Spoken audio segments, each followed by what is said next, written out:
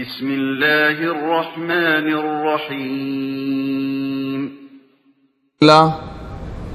نحمده ونستعينه ونستغفره ونعوذ بالله من شرور أنفسنا ومن سيئات أعمالنا من يهده الله فلا مضل له ومن يضلل فلا هادي له وأشهد أن لا إله إلا الله وحده لا شريك له وأشهد أن محمدا عبده ورسوله أما بعد قال الله تعالى في القرآن العظيم الفرقان المجيد أعوذ بالله من الشيطان الرجيم يا أيها الذين آمنوا اتقوا الله حق تقاته ولا تموتن إلا وأنتم مسلمون وقال أيضا يا أيها الناس اتقوا ربكم الذي خلقكم من نفس واحدة وخلق منها زوجها وبث منهما رجالا كثيرا ونساء واتقوا الله الذي تساءلون به والأرحام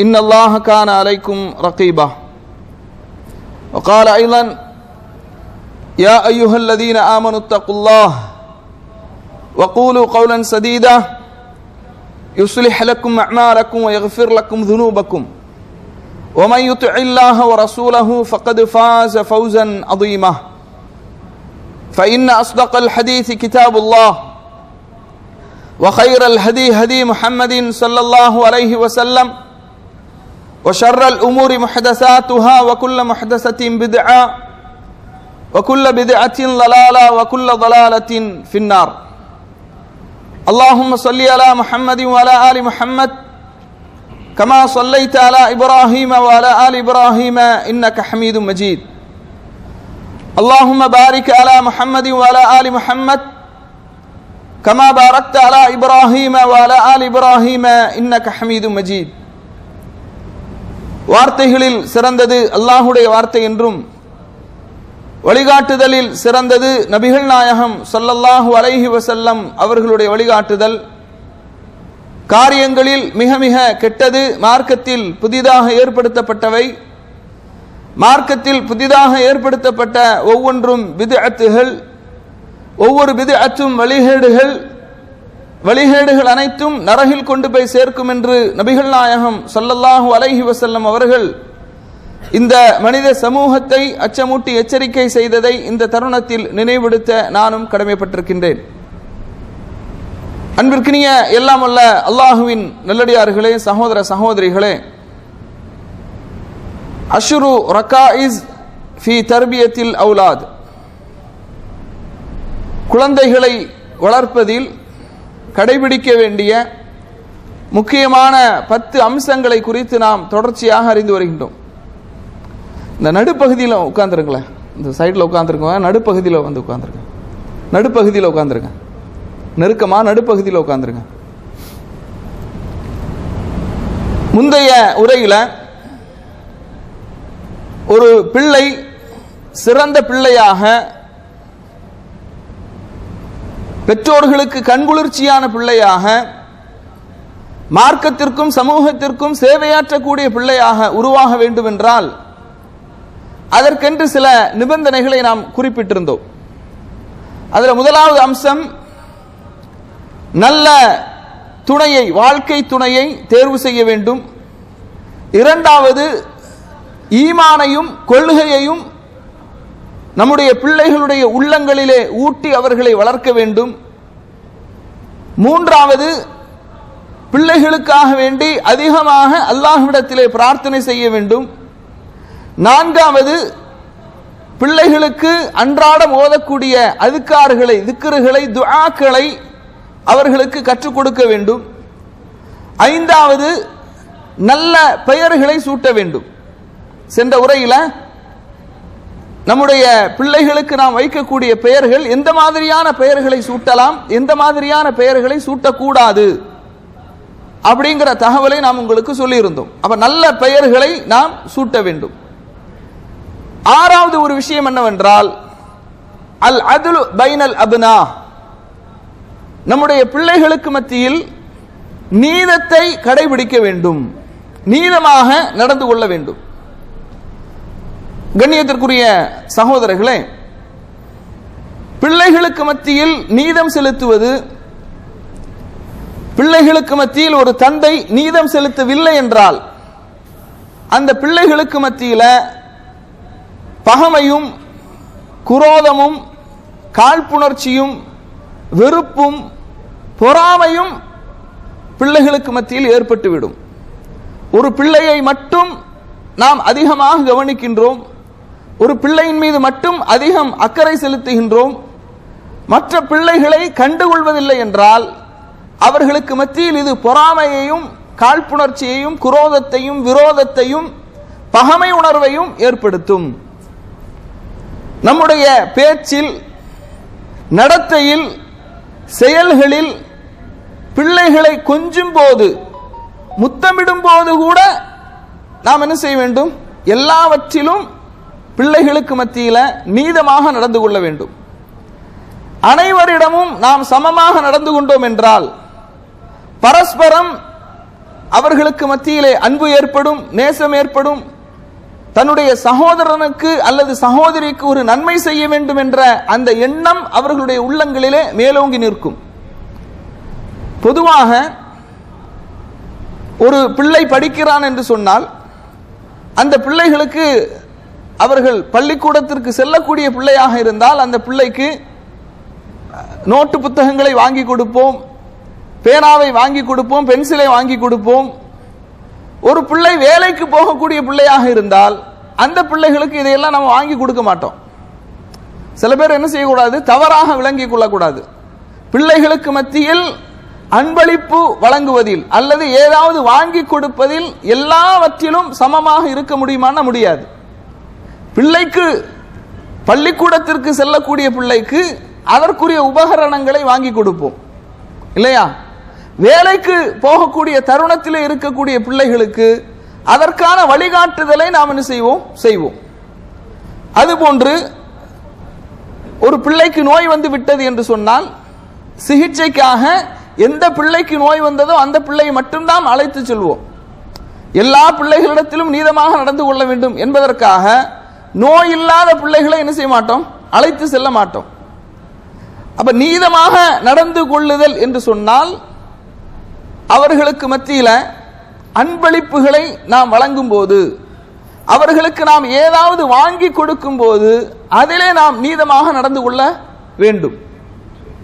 கண்ணியத்திற்குரிய சகோதரர்களே, ஒரு மகன் திருமணம் முடிக்கின்றான் என்று வைத்துக் கொள்வோம். அப்ப அவனுக்கு தகப்பன் என்ன செய்ய வேண்டும்? உதவி செய்ய வேண்டும். அப்ப ஏனைய பிள்ளைகள் திருமண வயதிலே இருந்தார்கள் என்றால் அவர்களுக்கும் தகப்பனாக இருக்கக்கூடியவன் அந்த திருமண வயதை ஒட்டிய ஒரே ஒத்த வயதுள்ள பிள்ளைகளாக இருந்தால் அவர்களுக்கும் என்ன செய்ய வேண்டும்? அதற்கான ஏற்பாடுகளை, அதற்கான உதவிகளை அவர்கள் செய்ய வேண்டும். சிறிய பிள்ளையாக ஒருவன் இருக்கின்றான், ஒரு பிள்ளை திருமண வயதை ஒத்த பிள்ளையாக இருக்கிறான், இன்னொரு பிள்ளை சிறிய பருவ வயதை அடையாத பிள்ளையாக இருக்கிறான். அப்ப இவனுக்கு நாம திருமணத்திற்கான ஏற்பாடு செய்யறோம், அதனால சின்னவனுக்கும் ஏற்பாடு செய்யணும் அப்படி கிடையாது. அப்ப அந்த நிலைகளை பொறுத்து நாம் என்ன செய்ய வேண்டும்? இந்த விஷயங்களில் நீதமாக நடந்து கொள்ள வேண்டும். கண்ணியத்திற்குரிய சகோதரர்களே, ஒரு வருத்தத்திற்குரிய ஒரு செய்தி என்ன அப்படின்னா, இந்தியா, இலங்கை போன்ற நாடுகளில் திருமணத்திலே நடைபெறக்கூடிய மார்க்க முரணான சில செயல்பாடுகள். பொதுவாக அரபு நாடுகளில் ஒரு ஆண் மகன் திருமணம் முடிக்கின்றான் என்று சொன்னால் தந்தை உதவி செய்யக்கூடிய அளவுக்கான ஒரு சூழல் இங்கு ஏற்படும். ஏன்னா மகர் அதிகமாக கொடுக்க வேண்டும். திருமணம் முடிக்கக்கூடிய ஆண் மகனுக்கு வீடு இருக்கின்றதா என்று பார்ப்பார்கள், வீடு கொடுக்க வேண்டும், வாகனம் கொடுக்க வேண்டும், அது மாதிரி பேங்க் பேலன்ஸ்ல இவ்வளவு தொகை இருக்க வேண்டும். இப்படி இங்குள்ள சூழல் ஒரு தகப்பனும் சேர்ந்து உதவி செய்தால் மட்டும்தான் இங்குள்ள பிள்ளைகள், ஆண் பிள்ளைகள் திருமணம் முடிக்கக்கூடிய ஒரு நிலைமை, சூழல் அவர்களுக்கு உருவாகும். ஆனால் நம்முடைய நாடுகளில் நேர் முரணாக, நேர் மாற்றமாக நடைபெறுவதை என்ன செய்கின்றோம், பார்க்கின்றோம். ஒரு பெண் பிள்ளைக்கு வரதட்சணையாக 100 சவரன் என்ன செய்யறாங்க, கொடுக்கறாங்க. குறைந்தபட்சம் 100 சவரன் 50 சவரன் அவர்களுடைய தகுதிக்கு ஏற்றவாறு என்ன செய்யறாங்க, 40 சவரன் 25 சவரன் என்று கொடுக்கறாங்க வரதட்சணையாக.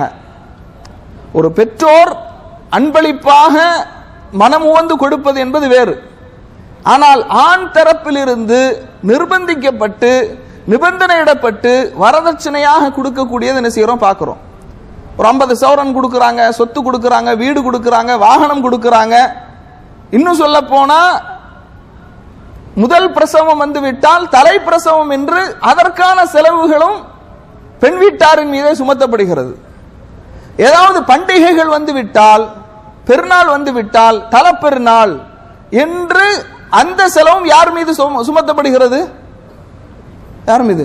பெண் வீட்டார் மீது சுமத்தப்படுகிறது. இதெல்லாம் தமிழுலகத்தில் முஸ்லிம்களுக்கு மத்தியில் நடைபெற்று வருகின்ற மார்க்க முரணான செயல்பாடுகள் என்று என்ன செய்யறோம் பார்க்கிறோம். அப்ப கண்ணியத்திற்குரிய சகோதரர்களே, இதுல என்ன செய்யறாங்க அப்படின்னா, இதில் ஆண் பிள்ளைகள் அநீதம் இழைக்கப்படுகிறார்கள். இப்ப பெண் பிள்ளைக்கு நீ ஒரு 40 சவரன் கொடுத்தா அதற்கு ஈக்குவலான அதற்கு ஈடான ஒரு தொகை ஆண் மகனுக்கும் கொடுக்கணுமா இல்லையா? ஆண் மகனுக்கு என்ன செய்யறது இல்ல? யாராவது வாங்கியிருக்கீங்களா? என்னுடைய அக்காவுக்கு 40 சவரன் கொடுத்தாங்க, அதற்கு ஈடான ஒரு தொகை எனக்கு கிடைச்சது, அப்படி யாராவது இருக்கிறீங்களா? இல்ல. என்னுடைய அக்காவை திருமணம் முடிக்கும் போது அவர்களுக்கு வரதட்சணையாக சொத்து கொடுத்தாங்க, வீடு கொடுத்தாங்க, வாகனம் கொடுத்தாங்க, அதே மாதிரி என்னுடைய தகப்பனார் எனக்கும் வாங்கி தந்தாங்க, சொல்ல முடியுமா? இல்ல. அப்ப இந்த இடத்துல ஆண் பிள்ளைகள் அநீதம் இழைக்கப்படுகிறார்கள். கண்ணியத்திற்குரிய சகோதரர்களே, இதுல இன்னொரு முக்கியமான செய்தியையும் நாம் அறிந்து கொள்ள வேண்டும். என்ன அப்படின்னா, இந்த பெண்ணை திருமணம் முடித்து கொடுப்பதற்கு பல வருடங்கள் வெளிநாட்டிலே நின்று வேர்வை சிந்தி உழைப்பதும் இந்த ஆண் தான். இந்த ஆண் தான். இதுல என்ன செய்யறாங்கன்னா, இப்ப பொம்பளை பிள்ளைக்கு பெண் பிள்ளைகளுக்கு இப்படி கொடுத்துட்டாங்களா இல்லையா, வரதட்சணையாக, நகையாக, சொத்தாக, வீடாக, பணமாக, பண்ட பாத்திரங்களாக கொடுத்துட்டாங்க.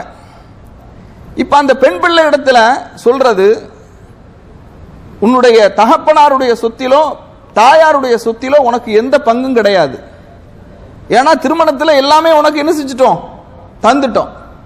அதனால எந்த பங்கும் கேட்டு நீ என்ன செய்யக்கூடாது, வரக்கூடாது என்ற நிபந்தனையோடு என்ன செய்யறாங்க, அனுப்பி வைக்கிறாங்க. இது மார்க்க அடிப்படையில் தவறான ஒரு விஷயம். ஏன்னா வராசத் என்பது, வாரிசுரிமை என்பது ஆண்களுக்கு 2 பாகம் இருப்பதை போன்று பெண்களுக்கு ஒரு பாகம் இருக்கின்றது. அப்ப இது நீங்க வரதட்சணையாக கொடுத்தீங்கன்னா அது மார்க்க முரணான ஒரு விஷயம். அல்லது கூடுதல் அன்பளிப்பாக நீங்கள் கொடுத்தாலும் கூட அது உங்களுடைய அந்த தாக்கத்தை பொறுத்து, உங்களுடைய செல்வத்தை பொறுத்து நீங்க உபரியாக எக்ஸ்ட்ராவாக அன்பளிப்பாக கொடுக்கிறீங்க.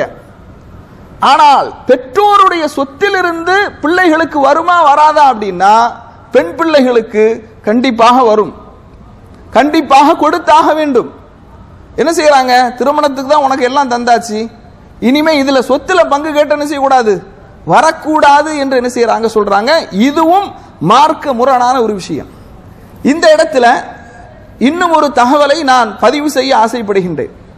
கண்ணியத்திற்குரிய சகோதர சகோதரிகளே, பல இடங்களில் குர்ஆன் சுன்னாவை பேசக்கூடிய மக்களுக்கு மத்தியிலும் கூட இந்த தவறு நிகழ்ந்து வருவதை பார்க்கின்றோம். என்ன அப்படின்னா, பெற்றோர்கள் உயிரோடு இருக்கும் போதே சொத்துக்களை பங்கீடு செய்வது. சொத்துக்கள் என்ன செய்யறாங்க, பெற்றோர்கள் உயிரோடு இருக்கும் போதே அந்த வராசத் வாரிசுரிமை சட்டத்தின் அடிப்படையில் சொத்துக்களை பங்கிடுகின்றார்கள். இது பெரும் பாவம். இமாம் ஸஹபி ரஹிமஹுல்லா அவர்கள் அல் கபாயிர் என்ற நூலிலே பெரும்பாவத்தினுடைய பட்டியலிலே இதை சேர்க்கின்றார்கள். பெற்றோர்கள் மரணித்த பிறகுதான் சொத்துக்கள் பங்கிடப்பட வேண்டும். பெற்றோர்கள் உயிரோடு இருக்கும் போது சொத்துக்களை பங்கிடுவது அது பெரும் பாவம் என்பதை நீங்கள் என்ன செய்ய வேண்டும், புரிந்து கொள்ள வேண்டும். கண்ணியத்திற்குரிய சகோதரர்களே, சஹீஹுல் புகாரில 2587வது செய்தியாக இடம்பெறுகிறது.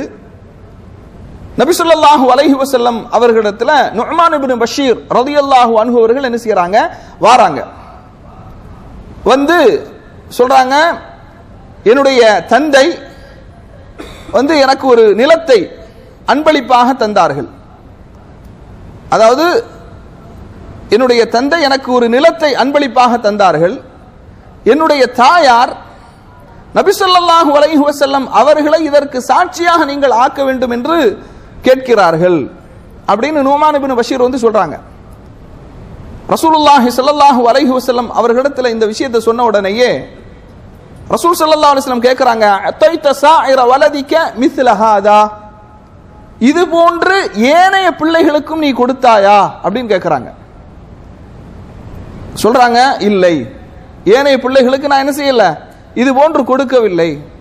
நபி ஸல்லல்லாஹு அலைஹி வஸல்லம் சொன்னார்கள், ஃபத்தகுல்லாஹ், அல்லாஹ்வை நீங்கள் அஞ்சிக் கொள்ளுங்கள், வஅதிலு பைன அவுலாதிக்கும், பிள்ளைகளுக்கு மத்தியில் நீதமாக நீங்கள் நடந்து கொள்ளுங்கள் என்று ரசூலுல்லாஹி ஸல்லல்லாஹு அலைஹி வஸல்லம் அவர்கள் சொன்னார்கள் என்ற செய்தி என்ன செய்கின்றோம், பார்க்கின்றோம்.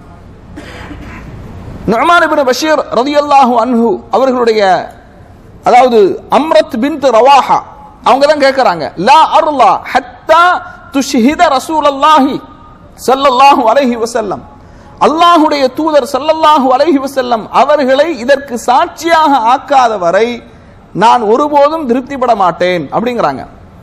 அப்போ பாருங்க, தாயினுடைய சிந்தனை எப்படி இருக்குது, எல்லா பிள்ளைகளுக்கும் வழங்கப்பட வேண்டும், சமமாக பகிர்ந்தளிக்கப்பட வேண்டும், அந்த சிந்தனையில் இருக்கிறாங்க. தகப்பன் ஏதோ ஒரு காரணத்தினால ஒரு பிள்ளைக்கு மட்டும் என்ன செஞ்சாங்க, கொடுத்தாங்க. அப்போ வந்து சொல்றாங்க, இந்த மாதிரி இன்னி அதைது இப்னி மின் அம்ரத் பின்த் ரவாஹா, அம்ரத் பின்த் ரவாஹா அவர்களின் மூலமாக பிறந்த குழந்தைக்கு நான் ஒரு அன்பளிப்பை கொடுத்தேன், ஆனால் அல்லாஹ்வுடைய தூதரவர்களை இதற்கு சாட்சியாக ஆக்காதவரை நான் இதை பொருந்தி கொள்ள மாட்டேன் என்று அவர்கள் சொல்லுகின்றார்கள் அப்படின்னு சொன்ன உடனே ரசூலுல்லாஹ் கேட்கறாங்க, ஏனைய பிள்ளைகளுக்கு இப்படி கொடுத்தீங்களா? இல்ல. ஃபத்தகுல்லாஹ வஅதிலு பைன அவுலாதிக்கும், உங்களுடைய பிள்ளைகளுக்கு மத்தியில் நீங்கள் அல்லாஹ்வை அஞ்சிக் கொள்ளுங்கள், நீதமாக நடந்து கொள்ளுங்கள் என்று சொல்லிவிட்டு சொன்ன உடனேயே அந்த சஹாபி என்ன செய்யறாங்கன்னா, அந்த கொடுத்த அன்பளிப்பை திரும்ப பெற்றுக் கொள்கின்றார். அப்ப இதிலிருந்து நமக்கு என்ன ஒரு தகவல் தெரிகின்றது என்றால், பிள்ளைகளுக்கு நாம் ஏதாவது அன்பளிப்புகளை வழங்கினால் அது சமமாக அனைத்து பிள்ளைகளுக்கும் பகிர்ந்தளிக்கப்படவில்லை என்றால் அந்த அன்பளிப்பை நாம் என்ன செய்ய வேண்டும், திரும்ப பெற்றுவிட வேண்டும். பாருங்க, அது வேறு வேறு ரிவாயத்துகள் வருகின்றது, அத்துஹிப்பு அன் யகூனல் குல்லு ஃபில் பிர்ரி சவாஉன், எல்லோருக்கும் கொடுக்கப்பட்டு சமமாக அந்த நன்மை பகிர்ந்தளிக்கப்படுவதை நீ விரும்பவில்லையா அப்படின்னு சொல்லி ரசூலுல்லாஹி ஸல்லல்லாஹு அலைஹி வஸல்லம் அவர்கள் கேட்கிறாங்க. அப்ப நுஅமான் இப்னு பஷீர் சொல்றாங்க, நான் விரும்புகின்றேன், அப்படியானால் எல்லோருக்கும் சமமாக பங்கிட்டு கொடு. இன்னும் ஒரு ரிவாயத்திலே வருகின்றது, அஷ்ஹித் அலா ஹாதா கைரி, என் அல்லாத வேறொருவரை இதற்கு நீ சாட்சியாக வைத்துக்கொள். இன்னொரு ரிவாயத்திலே வருகின்றது, பாவத்திற்கு சாட்சியாக நான் இருக்க மாட்டேன் அப்படிங்கிறாங்க. நபி ஸல்லல்லாஹு அலைஹி வஸல்லம் அவர்கள் பிள்ளைகளுக்கு மத்தியில் அநீதமாக பங்கிடுவதை அவர்கள் என்ன செய்யறாங்க, தடை செய்கின்றார்கள். அந்த அன்பளிப்பை திரும்ப பெறுமாறு சொல்கின்றார்கள். எல்லா பிள்ளைகளுக்கும் சமமாக வழங்கப்பட்டு விட்டதா என்று கேட்கின்றார்கள். இதற்கு நான் சாட்சியாக மாட்டேன், என் அல்லாத வேறொருவரை சாட்சியாக நீ ஏற்படுத்திக் கொள் என்று சொல்கின்றார்கள். அதுபோன்று பாவத்திற்கு நான் சாட்சியாக இருக்க மாட்டேன் அப்படிங்கிறாங்க. அதனால பிள்ளைகளுக்கு மத்தியில நீதமாக நடந்து கொள்ள வேண்டும் என்ற ஒரு செய்தியை நமக்கு இந்த ஹதீஸ் தருகின்றது. கண்ணியத்திற்குரிய சகோதரர்களே, ஆயிஷா ரலியல்லாஹு அன்ஹா அவர்கள் சொல்லக்கூடிய இன்னொரு செய்தியை பாருங்க. சுப்ஹானல்லாஹ், ஆயிஷா ரலியல்லாஹு அன்ஹா அவங்க சொல்றாங்க, என்னிடத்திலே ஒரு பெண்மணி யாசித்து வந்தார்கள், யாசகம் கேட்டு வந்தார்கள். அந்த பெண்மணியினிடத்தில் 2 பிள்ளைகள் இருந்தாங்க, 2 பெண் பிள்ளைகள். அந்த 2 பிள்ளைகளுக்கு நான் என்கிட்ட பேரிச்சம்பளம், ஒரே ஒரு பேரிச்சம்பளத்தை தவிர வேறு எதுவுமே என்னிடத்தில் இல்லை. அதை நான் அந்த பெண்மணிக்கு கொடுத்தேன். அந்த பெண்மணி அந்த பேரிச்சம்பளத்தை 2ஆக பீத்து அதை 2 பிள்ளைகளுக்கும் கொடுத்தார்கள் அப்படிங்கிறாங்க. ஒரு பேரித்தம்பளம் கூட அது சரிசமமாக பங்கிடப்பட வேண்டும் என்ற விஷயத்துல சஹாபி பெண்மணிகள் அவ்வளவு தெளிவாக இருந்திருக்கிறாங்க என்பதை பார்க்கிறோம். ரசூலுல்லாஹி ஸல்லல்லாஹு அலைஹி வஸல்லம் அவர்களிடத்தில் இதை சொன்ன உடனேயே பல பெண் குழந்தைகளால் சோதிக்கப்படக்கூடியவர்களுக்கு அந்த குழந்தைகள் நரகத்திலிருந்து காக்கக்கூடிய ஒரு திரையாக இருப்பார்கள் என்று நபி ஸல்லல்லாஹு அலைஹி வஸல்லம் அவர்கள் சொன்னார்கள் என்ற செய்தி சஹீஹ் புகாரியில 1418வது செய்தியாக இடம்பெறுகிறது. அல்லாஹ் தஆலா சொல்கின்றான், யூஸிகுமுல்லாஹு ஃபீ அவுலாதிக்கும், உங்களுடைய பிள்ளைகளுடைய விஷயத்தில் நீங்க அல்லாஹ் உங்களுக்கு உபதேசிக்கின்றான், லிذكரி மித்லு ஹவ்வில் உன்சயைன், 4வது அத்தியாயத்தினுடைய 11வது வசனம். உங்களுடைய மக்களில் ஒரு ஆணுக்கு 2 பங்கு என்றால் பெண்களுக்கு கிடைப்பதை போன்று ஒரு ஆணுக்கு 2 பங்கு, பெண்ணுக்கு 1 பங்கு. இதை அல்லாஹ் உங்களுக்கு என்ன செய்கின்றான், உபதேசிக்கின்றான் என்று அல்லாஹு தஆலா திருமறை குர்ஆன்ல சொல்லி காட்டுகின்றான். கண்ணியத்திற்குரிய சகோதரர்களே, அலாமுல் முவவ்விகீன் என்ற நூல்ல இமாம் இப்னுல் கய்யிம் ரஹிமஹுல்லாஹ் அவர்கள் சொல்கின்றார்கள், இப்படி தவறுதலான பங்கீடுகள் நீதமாக பிள்ளைகளுக்கு மத்தியில் நடந்து கொள்ளவில்லை என்றால் அது பாவத்திற்கு துணை போகுவதாக அமையும். அது இறையச்சத்திற்கு முரணான ஒரு காரியம், நீதத்திற்கு எதிரான ஒரு செய்தி என்று இமாம் இப்னுல் கய்யிம் ரஹிமஹுல்லாஹ் அவர்கள் என்ன செய்யறாங்க, பதிவு செய்யறாங்க. சரி, சில நேரத்தில் நாம நேசம் காட்டுவோம், பாசம் காட்டுவோம். இதுல நீதமாக நடக்க முடியுமா? நடக்க முடியுமா? சொல்லுங்க, முடியுமா? முடியாது. ஏன் முடியாது என்றால் இது உள்ளம் சம்பந்தப்பட்ட ஒரு விஷயம்.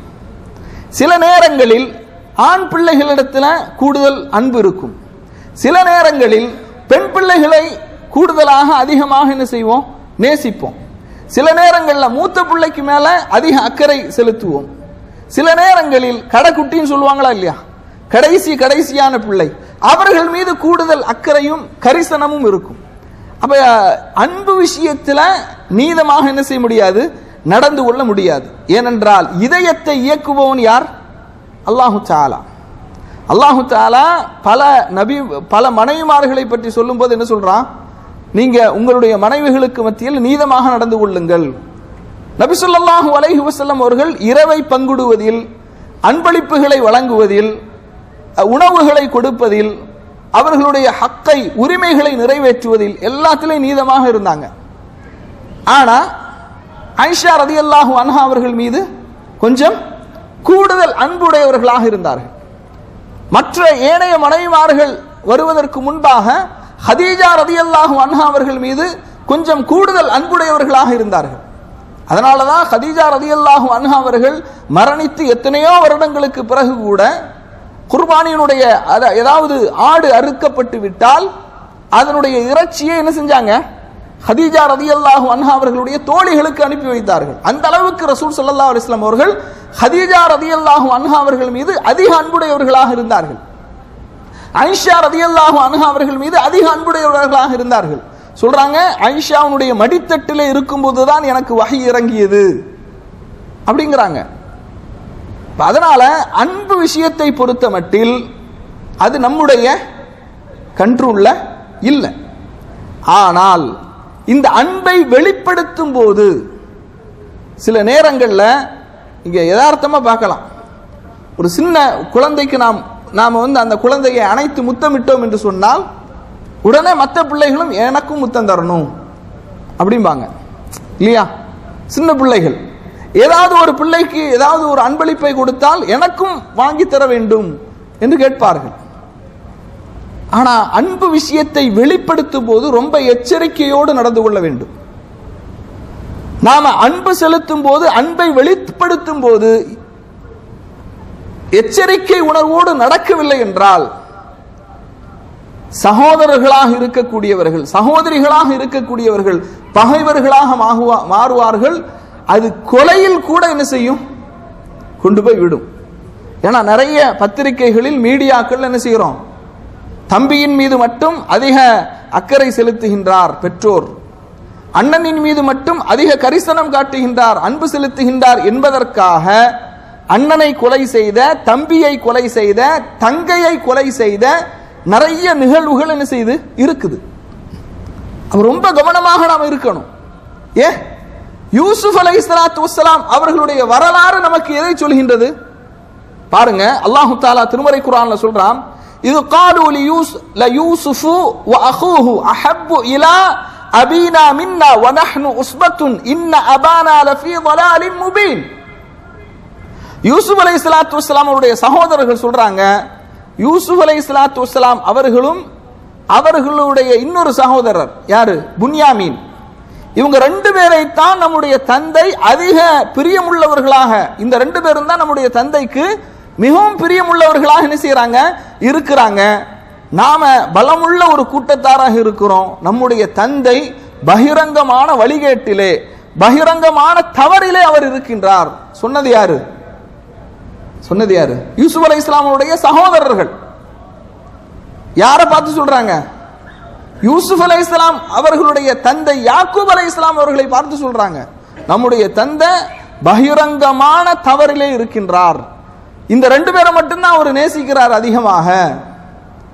சொன்னது மட்டுமல்ல, என்ன திட்டம் தீட்டுனாங்கன்னா, உக்துலு யூசுஃப, யூசுஃபை என்ன செய்வோம், கொலை செய்வோம். அபித்ரஹூஹு அர்லன் யஹ்லு லக்கும் வஜ்ஹு அபீக்கும் வ தகூனு மின் பஅதிஹி கௌமன் சாலிஹீன். யூசுஃபை கொன்று விடுங்கள், அல்லது ஏதாவது ஒரு நாட்டில் அவரை நாடு கடத்தி விடுங்கள், தூக்கி எறிந்து விடுங்கள்.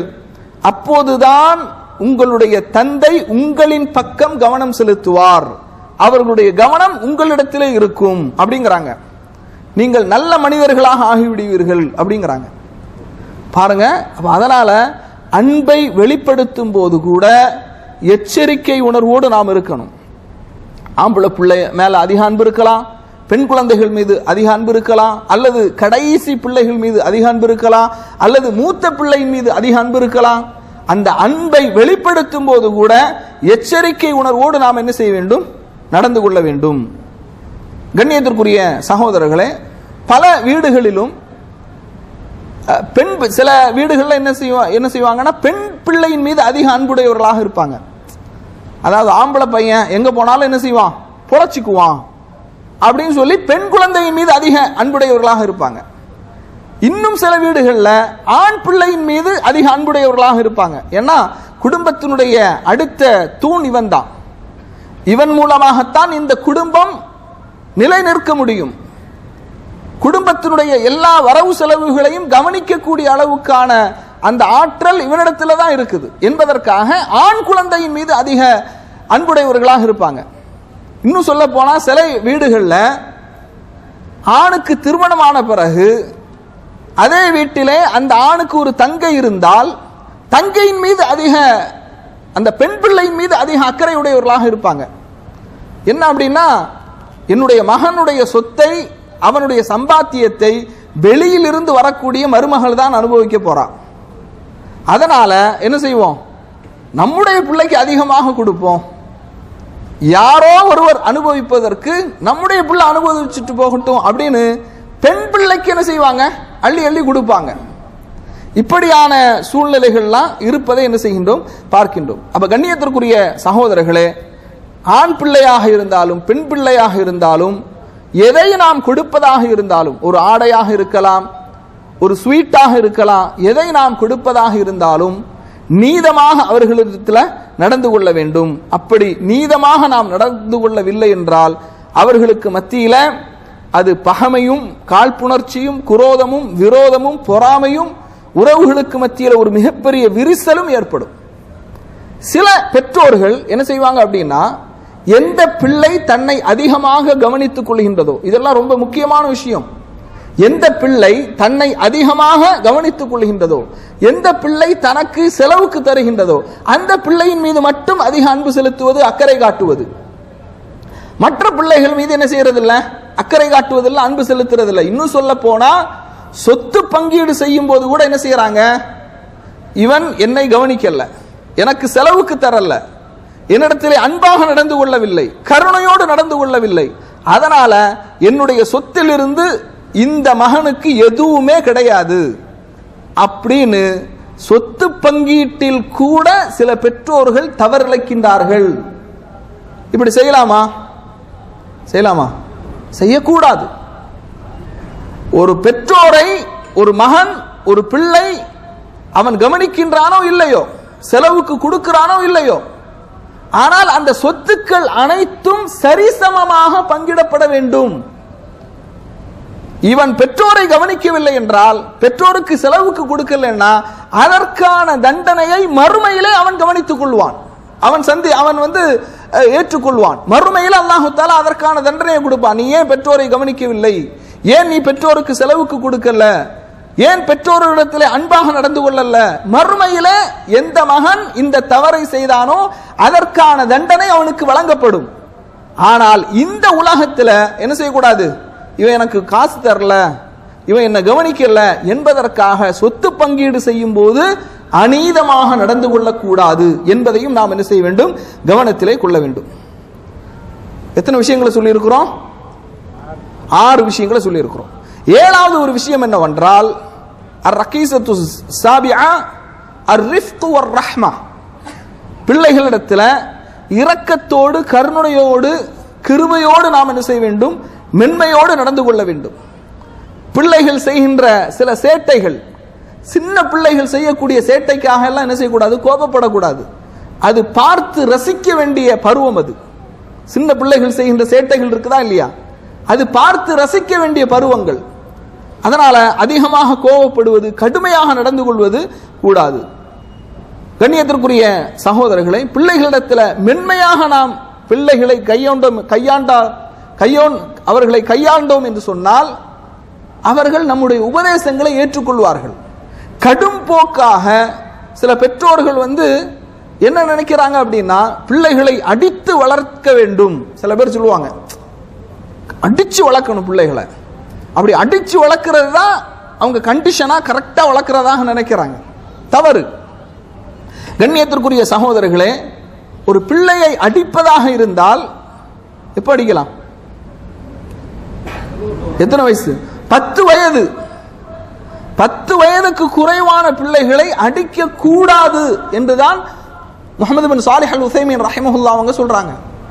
10 வயதுக்கு குறைவான பிள்ளைகள் சேட்டை செய்தால் அவர்களுக்கு உபதேசிக்கணும், அடிக்க கூடாது. 10 வயதை அடைந்து அவர்கள் தொழவில்லை என்றால் அடித்து தொலை வையுங்கள், அதான் இஸ்லாம் நமக்கு சொல்லுது அப்படிங்கிறாங்க. அதனால இந்த விஷயத்தை நாம் கவனத்தில் கொள்ள வேண்டும். ரசூலுல்லாஹி ஸல்லல்லாஹு அலைஹி வஸல்லம் அவங்க சொல்றாங்க, மென்மை எதில் இருந்தாலும் அது அதை அழகாக்கிவிடும். எதுல மென்மை இருக்கின்றதோ அது அதை அழகாக்கிவிடும். மென்மை அகற்றப்பட்ட எந்த ஒன்றும் அது அலங்கோலமாகத்தான் இருக்கும் என்று ரசூலுல்லாஹி ஸல்லல்லாஹு அலைஹி வஸல்லம் அவர்கள் சொல்லக்கூடிய செய்தி சஹீஹ் முஸ்லிம்ல 5056வது செய்தியாக இடம்பெறுவதை பார்க்கின்றோம்.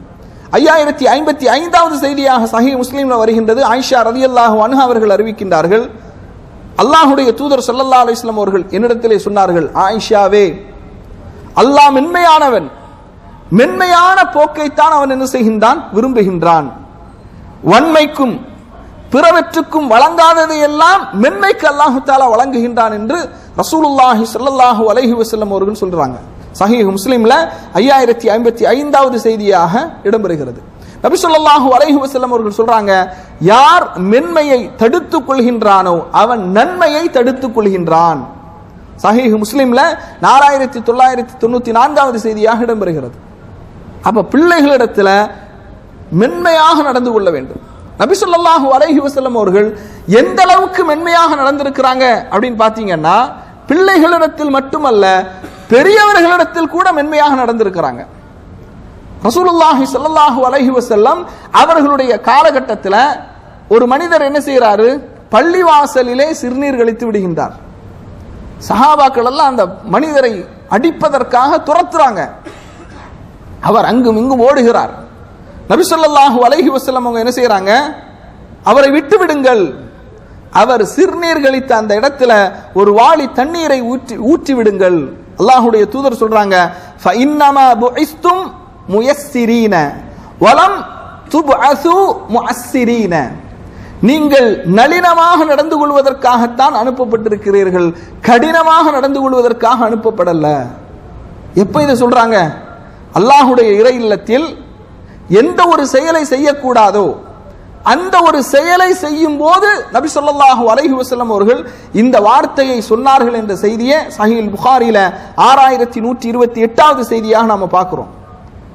அந்த மனிதரை அழைத்து ரசூலுல்லாஹி ஸல்லல்லாஹு அலைஹி வஸல்லம் அவர்கள் அந்த கிராமவாசி இடத்துல பள்ளிவாசல், இந்த பள்ளிவாசல் சிறுநீர் கழிப்பதற்கோ அசுத்தம் செய்வதற்கான இடம் அல்ல, இன்னமா ஹிய லிதிக்ரில்லாஹ், அல்லாஹ்வை திக்ர் செய்யக்கூடிய இடம், ஒஸ்ஸலா தொழுகைக்கான இடம், கிராஅத்துல் குர்ஆன் குர்ஆனை ஓதக்கூடிய இடம் என்று மென்மையான முறையில் என்ன செய்யறாங்க, எடுத்து சொல்கின்றார்கள். கண்ணியத்திற்குரிய சகோதரர்களே, சில நேரங்களில் சின்ன பிள்ளைகள் படுக்கையில் என்ன செஞ்சிருவாங்க, தூக்கத்தில் சிறுநீர் கழிப்பார்கள். அதற்கு பெற்றோர்கள் போட்டு அடிக்கிற அடி என்ன செய்வாங்கன்னா, ஏன்னா இவங்களுக்கு அந்த பெட்ஷீட்டு அந்த மெத்தை எல்லாத்தையும் கிளீன் பண்ணணும், சுத்தம் செய்யணும். அதற்காக அந்த பிள்ளைகளை கடுமையாக ஏசுவதும் அடிப்பதையும் பார்க்கிறோம். கண்ணியத்திற்குரிய சகோதரர்களே, அப்ப இதெல்லாம் மார்க்க அடிப்படையில் கூடாது. பிள்ளைகள் என்றால் அப்படித்தான் இருப்பார்கள். அப்ப குடும்ப வாழ்விலாக இருந்தாலும் சரி, கணவன் மனைவிக்கு மத்தியிலாக இருந்தாலும் சரி, பெற்றோர்கள் பிள்ளைகள், சமூக வாழ்வு, ஆசிரியர்கள் மாணவர்களிடத்தில் நடந்து கொள்வது எல்லாமே மென்மையை கடைபிடிக்க வேண்டும். அழைப்பு பணியிலும் என்ன செய்ய வேண்டும், மென்மையை கடைபிடிக்க வேண்டும். அல்லாஹ் தஆலா திருமறை குர்ஆன்ல சொல்றான், ஃபபிமா ரஹ்மத்தின் மினல்லாஹி லின்தலஹும் வலவ் குன்த ஃபல்லன் கலீலல் கல்பி லன்ஃபது மின் ஹவுலிக்.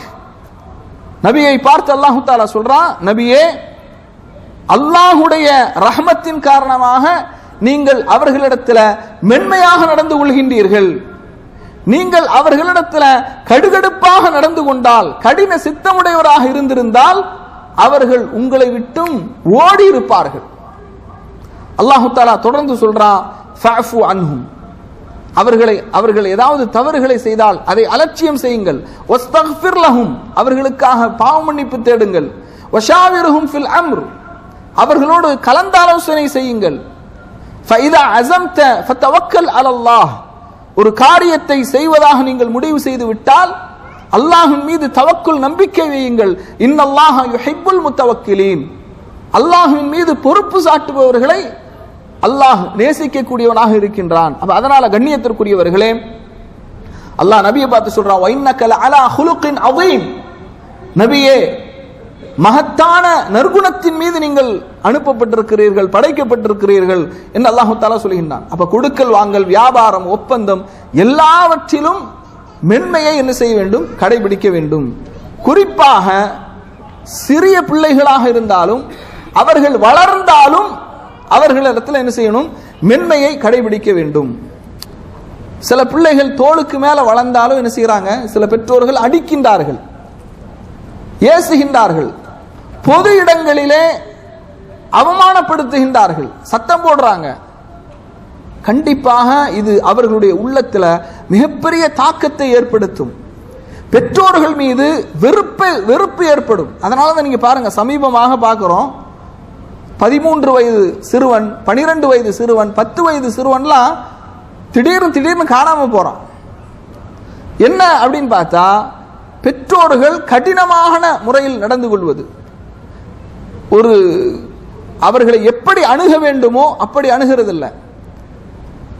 தேர்விலே குறைவாக மதிப்பெண் எடுக்கின்றான் என்பதற்காக பொது இடங்களில் கேவலப்படுத்துறது, மற்ற பிள்ளைகளோடு ஒப்பீடு செய்து தன்னுடைய பிள்ளையை தரம் தாழ்த்துவது. மற்ற பிள்ளை, அவனை பார்த்தியா எப்படி படிக்கிறான், இவனை பார்த்தியா எப்படி படிக்கிறான், அவனை பாரு எப்படி இருக்கிறான், இவனை பாரு எப்படி இருக்கிறான், நீ எப்படி இருக்கிற என்று தன்னுடைய பிள்ளையை சிறுமைப்படுத்துவது, அது மாதிரி எப்போதும் குற்றம் சாட்டி கொண்டே இருப்பது. இது என்ன ஆகும் அப்படின்னா, பிள்ளைகளுடைய உள்ளத்தில் தாழ்வு மனப்பான்மையை ஏற்படுத்தும். நிறைய பிள்ளைகள் இன்னைக்கு என்ன செய்யறாங்கன்னா, தாழ்வு மனப்பான்மை. அதுபோன்று நாம் எதற்கும் தகுதியற்றவர்கள், நான் எதுக்குமே தகுதி இல்லாதவன். சில பேரண்ட்ஸ் என்ன செய்யறாங்க, முட்டா பையனே திட்டுறது பிள்ளைகளை. அப்ப என்ன ஆகும்னா, நான் முட்டாள் முட்டாள் முட்டாள் இதை கேட்கும் போது அவனுடைய உள்ளத்தில் ஒரு தாழ்வு மனப்பான்மை ஏற்படுகின்றது. நான் எதற்கும் தகுதியற்றவன் என்று அவன் முடிவு செய்கின்றான். நாம இந்த உலகத்தில் வாழுறதுக்கே தகுதி இல்லை என்று தற்கொலை செய்கின்றார்கள் அல்லது குடும்பத்தை விட்டு ஓடுகின்றார்கள். அதனால கண்ணியத்திற்குரிய சகோதரர்களே, மென்மையாக நடந்து கொள்ளணும். பாருங்க, நபி ஸல்லல்லாஹு அலைஹி வஸல்லம் அவர்கள் ஹஸன் இப்னு அலி வ இன்தஹு அல் அக்ரா இப்னு ஹாபிஸ் அத்-தமீமி ஜாலிசன்,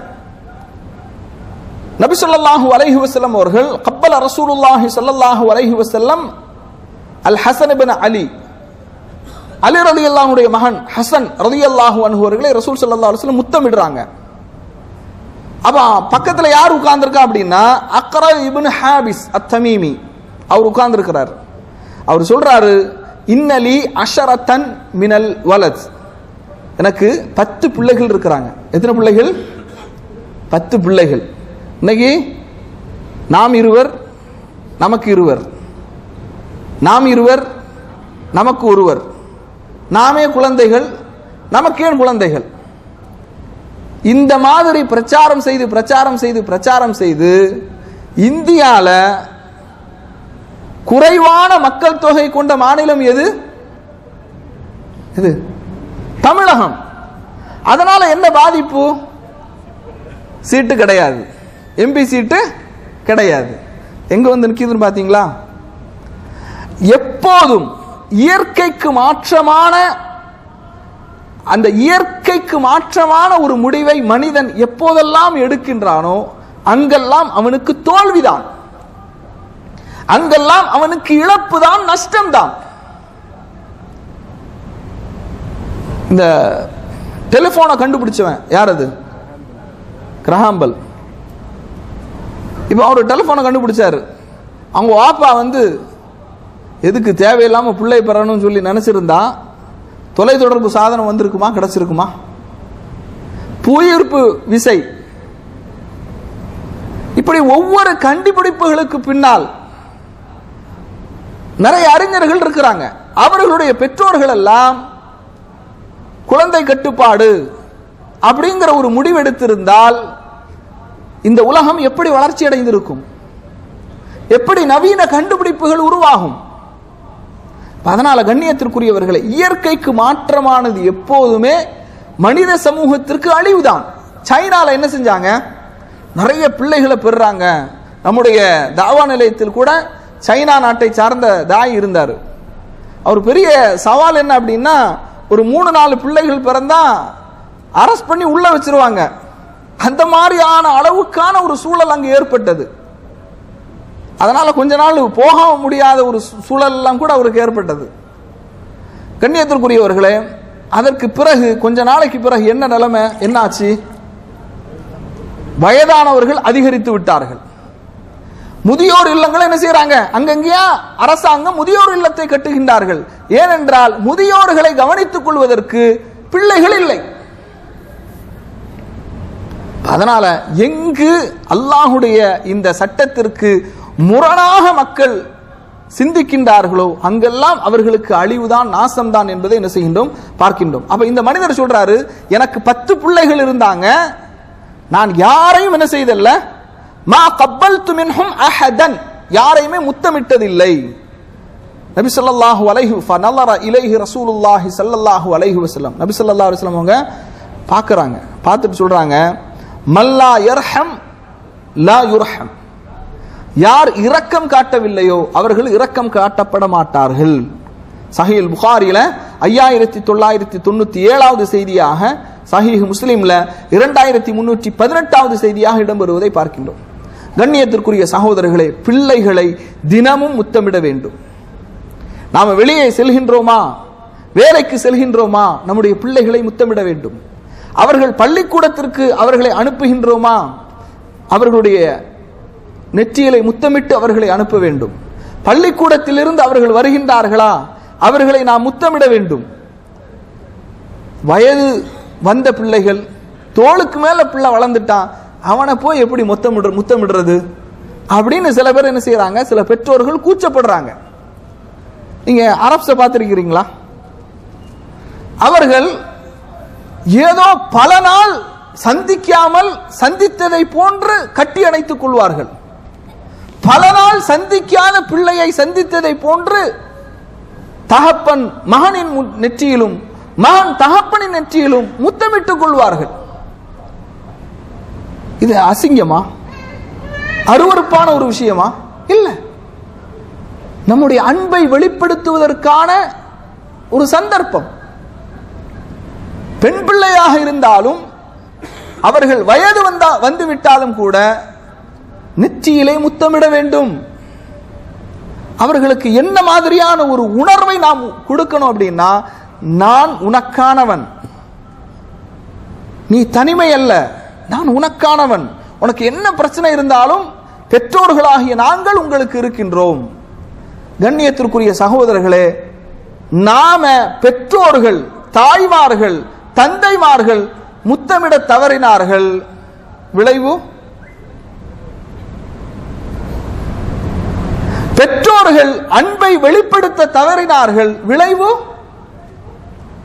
வெளியில யாராவது பல்ல காட்டின உடனே என்ன செய்யறாங்க, அவன் பின்னாலே போகுது. சமீபத்தில் தான் கோயம்புத்தூரினுடைய தீர்ப்பு வந்தது இல்லையா? எத்தனை பெண் பிள்ளைகள் பாதிக்கப்பட்டார்கள், எத்தனை பெண் பிள்ளைகள் பாதிக்கப்பட்டார்கள். அப்ப இதெல்லாம் எதனால ஏற்படுகின்றது? பெற்றோர்கள் முறையாக அந்த அன்பை வெளிப்படுத்துவதில்லை. நிறைய பிள்ளைகள் சில தவறுகளை செய்யும் போது பெற்றோர்களிடத்தில் சொல்றதில்லை. ஏன் சொல்றதில்ல? சொன்னா அடிப்பாங்க, சொன்னா திட்டுவாங்க, சொன்னா ஏசுவாங்க என்று பயந்தே என்ன செய்யறதில்லை, தவறுகளை பிள்ளைகள் சொல்றதில்லை. இதனுடைய விளைவு என்ன ஆகுது? மிகப்பெரிய குற்றங்களிலே கொண்டு போய் சேர்த்து விடுகிறது. நாம அன்பு செலுத்தவில்லை என்றால், நாம் அவர்களை முத்தமிடவில்லை என்றால், அந்த அன்புக்கு ஏங்கி இருக்கக்கூடிய தருணத்தில் எவனாவது பல்ல காட்டும் போது அவர்களுக்கு பின்னால் இந்த பிள்ளைகள் சென்று விடுகின்றார்கள். நெருப்பை நோக்கி வேகமாக செல்லுகின்ற விட்டில் பூச்சிகளை போன்று தங்களை மாய்த்துக் கொள்கின்றார்கள். அதனால கண்ணியத்திற்குரியவர்களே, பிள்ளைகளிடத்தில் இரக்கமாக, அன்பாக, கருணையாக, நாங்கள் உனக்கானவன் என்பதை நாம் ஒவ்வொரு தருணத்திலும் நிரூபித்துக் கொண்டே இருக்க வேண்டும். நபி ஸல்லல்லாஹு அலைஹி வஸல்லம் அவர்கள் சொல்றாங்க, இர்ஹமு மன் ஃபில் அர்த் யர்ஹமுக்கும் மன் ஃபிஸ் ஸமா. இர்ஹமு மன் ஃபில் அர்த், பூமியிலே உள்ளவர்கள் மீது நீங்கள் இரக்கம் காட்டுங்கள், வானத்திலே உள்ளவன் உங்கள் மீது இரக்கம் காட்டுவான்.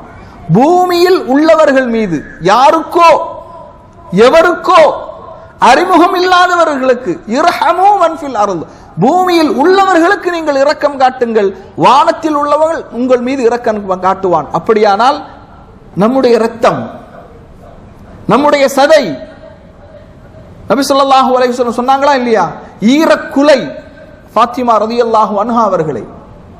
அதனால நம்முடைய பிள்ளைகள், அவர்களிடத்தில் அந்த அன்பை வெளிப்படுத்த வேண்டும். சில மக்களை பார்க்கலாம், வெளியிலே உள்ளவர்களிடத்தில் சிரிச்சு சிரிச்சு பேசுவாங்க, வெளியிலே உள்ளவர்களை சிரித்து பேசுவார்கள், அவர்களோடு நெருங்கி பழகுவார்கள். என்ன மாதிரியான ஒரு ஆளியா, சூப்பர் ஆளு, ஆனா வீட்டில் போலீஸ்கார மாதிரி நடந்துகிறது, சிங்கத்தை போன்று கர்ஜிப்பது. அதனால கண்ணியத்திற்குரியவர்களே, ரசூலுல்லாஹி ஸல்லல்லாஹு அலைஹி வஸல்லம் அவங்க ஒரு அராபி வராங்க, வந்து கேட்கிறாங்க. ஆயிஷா ரலியல்லாஹு அன்ஹா அவர்கள் இந்த ஹதீஸை அறிவிக்கின்றார்கள். சஹீஹ் புகாரில 5998வது செய்தியாக, முஸ்லிம், இப்னு மாஜா போன்ற ஹதீஸ் கிரந்தங்களிலே பதிவு செய்யப்படுகிறது. அத்துகப்பிலூன சுபியான், பிள்ளைகளை எல்லாம் நீங்கள் முத்தமிடுகிறீர்களா? அதிசயமா கேட்கிறார் அந்த ஆள், பிள்ளைகளை எல்லாம் நீங்கள் முத்தமிடுகிறீர்களா? ஃபமா நுகப்பிலுஹும், நான் எந்த பிள்ளையும் முத்தமிட்டதே இல்லை. சில பெற்றோர்களுக்கு பிள்ளைகளை முத்தமிடுவதென்றால் அது ஒரு கூச்சமா நினைக்கிறாங்க, அதை ஒரு ஒரு வேண்டாத ஒரு காரியமாக, இந்த வயசுக்கு மேல முத்தமிடுறதா அப்படிங்கிற மாதிரி பார்க்கறாங்க. ஃபமா நுகப்பிலுஹும், நான் எந்த பிள்ளையையும் முத்தமிட்டதே இல்லை. ரசூலுல்லாஹி ஸல்லல்லாஹு அலைஹி வஸல்லம் சொன்னார்கள், வமா அம்லிகு லக அன் நஸஅல்லாஹு ரஹ்மத மின் கல்பிக, உன்னுடைய உள்ளத்திலிருந்து அல்லாஹ் இரக்கத்தை கருணையை எடுத்து விட்டான் என்றால் அதற்கு நான் என்ன செய்ய முடியும்? எப்படி? உன்னுடைய உள்ளத்திலிருந்து அல்லாஹ் கருணையை இரக்கத்தை எடுத்து விட்டான் என்றால் அதற்கு நான் என்ன செய்ய முடியும் அப்படிங்கிறாங்க. கண்ணியத்திற்குரிய சகோதரர்களே, அல்லாஹு தஆலா திருமறை குர்ஆன்ல சொல்றான், உங்களிடத்துல யாராவது தர்மம் கேட்டு வந்தால் وَإِمَّا تُعْرِضَنَّ عَنْهُمُ ابْتِغَاءَ رَحْمَةٍ مِّن رَّبِّكَ تَرْجُوهَا فَقُل لَّهُمْ قَوْلًا مَيْسُورًا. அறிமுகம் இல்லாத தெரியாத யாராவது உங்களிடத்துல தர்மம் கேட்டு வந்தால், இறைவனுடைய அருளை ஆதரவு வைத்து உங்களிடத்துல எதிர்பார்த்து எதையாவது கேட்டால், உங்களிடத்தில் இல்லை என்றால் فَقُل لَّهُمْ قَوْلًا مَيْسُورًا, நீங்க என்ன செய்யுங்க?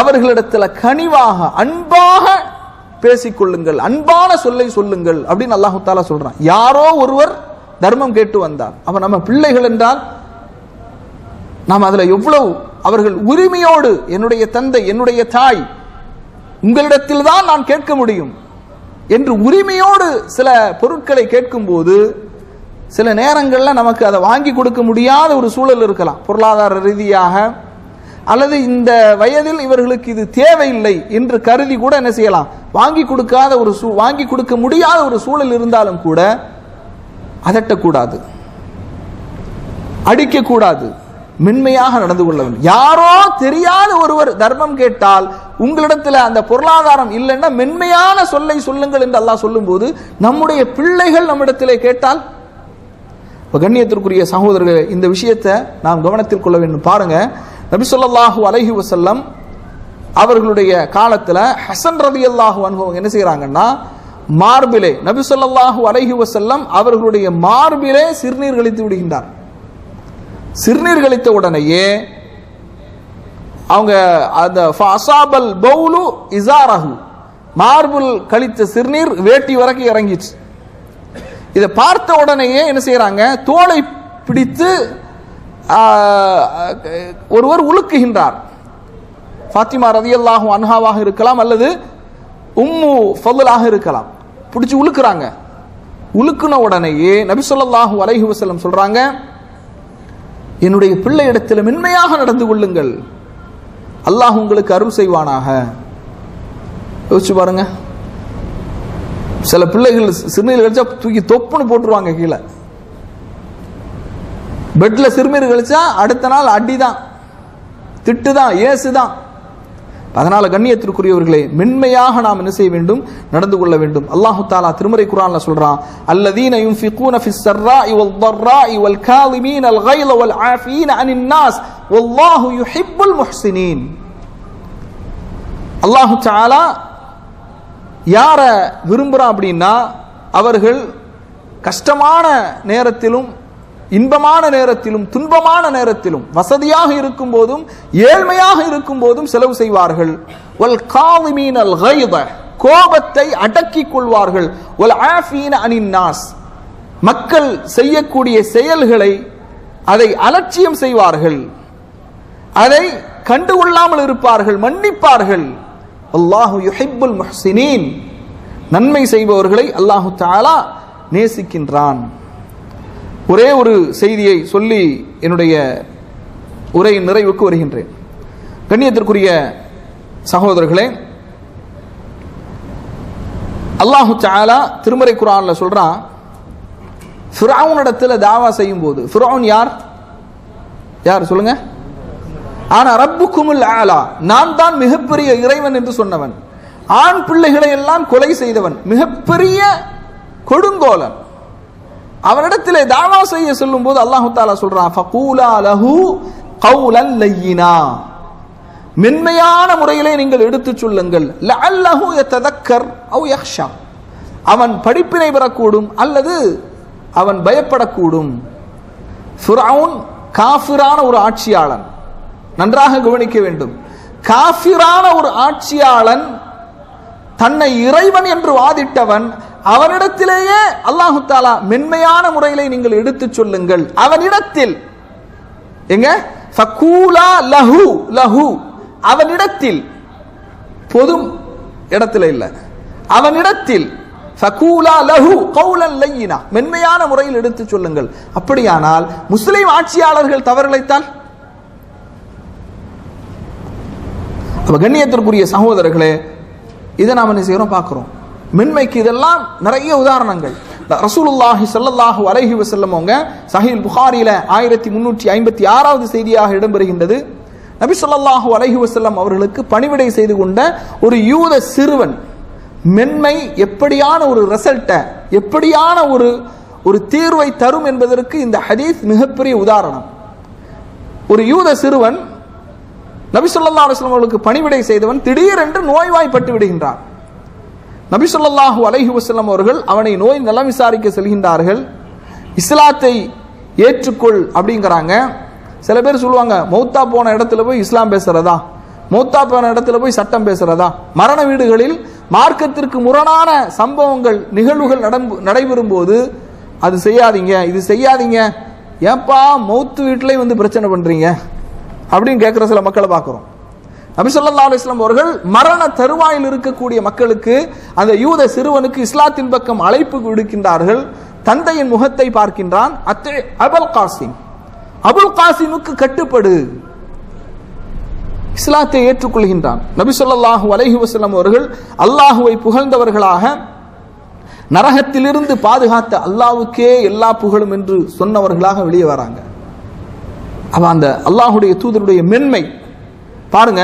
நபி ஸல்லல்லாஹு அலைஹி வஸல்லம் அவர்கள் தன்னிடத்திலே வேலை செய்த அனஸ் ரலியல்லாஹு அன்ஹு அவங்க சொல்றாங்க, அல்லாஹுடைய தூதர் ஸல்லல்லாஹு அலைஹி வஸல்லம் அவர்களுக்கு மதீனாவுக்கு வரும்போது அவர்களுக்கு பணிவிடை செய்வதற்கு யாருமே இல்லை.